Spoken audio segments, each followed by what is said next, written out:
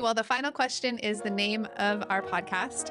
What kind of internet do you want? I want a free internet. I want an internet that is run on open protocols. Where it's not just reading, it's also writing, and it's also getting compensated for that writing.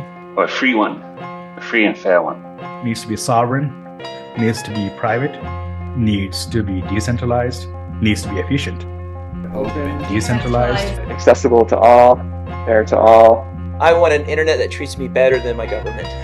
A place where people can coordinate freely, permissionlessly with like-minded people to help solve the world's biggest challenges. I am for a free and more open internet. Where two companies aren't essentially telling me what my road to get onto it is. On a decentralized, free, user-based, uncensorable internet. I want an internet that guarantees the same rights that made Western society great. An internet where we have taken back control of our identity and our data. I want an equitable internet that gives back the value to the creators. That is fair, that doesn't have spam. I want to see us be really thoughtful about the incentive structures for the decentralized internet to avoid some of the negative externalities that we've seen in Web 1 and Web 2.